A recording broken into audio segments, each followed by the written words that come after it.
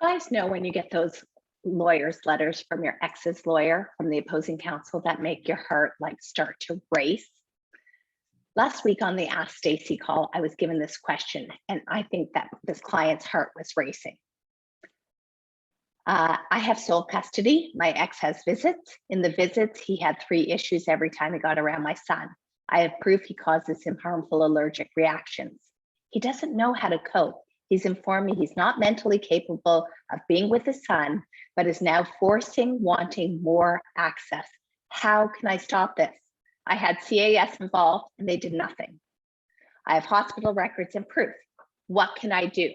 Also, his lawyer has slandered me and is stating that I'm neglecting his rights.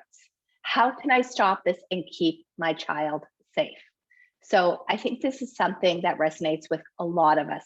And I want to use the model to show you how you can think about these things. When you get those letters from the opposing counsel implying that your ex would like more time or equal time with the child, and you don't think that access should be increased.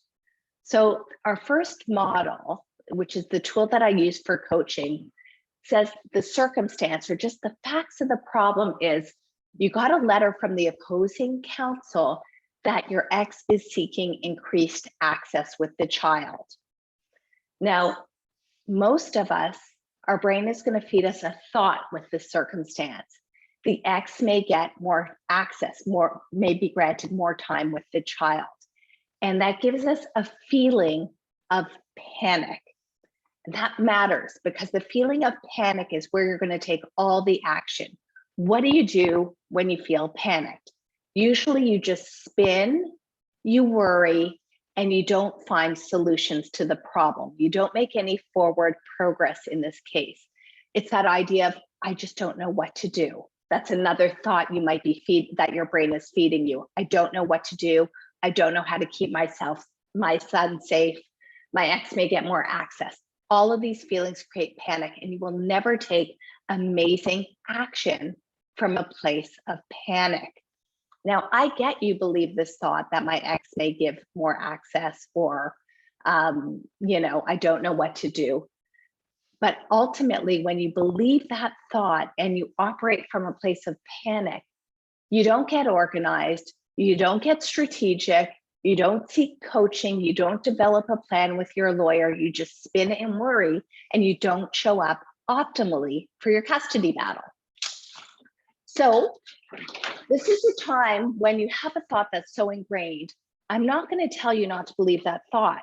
I understand you believe that your ex may get more time with your child, and you can have that thought and believe it, but I want you to give at least equal airtime to another thought. So same circumstance, you get a letter from your ex's lawyer that says you're not allowing ample time with the child and your ex may be seeking more time with the child. The thought that I'm going to give you that I think you can believe with equal conviction to the other thought is, I am the best advocate on the planet for my child.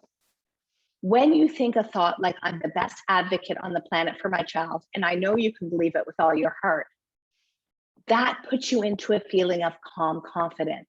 And that's the feeling I always want you operating from during your high conflict divorce battle. When you operate from calm confidence, you will always take amazing action. So what would you do in this instance? If you're really believing I'm the best advocate on the planet for my son and operating in calm confidence, you're going to watch my 2 videos on custody assessments. You're going to make the document that I talk about in the video. You're going to maybe seek a third-party assessment for your child, like a GAL or a custody assessor, Section 30, an OCL assessment. You can strategize with your lawyer. You're going to do some strategic communication with your ex, which means really demonstrating that you are doing nothing to alienate the children, but instead facilitating access. So that's what I call strategic communication. And you're going to document everything. So such better action when you're in a custody battle so that you're going to optimize the results of your custody battle.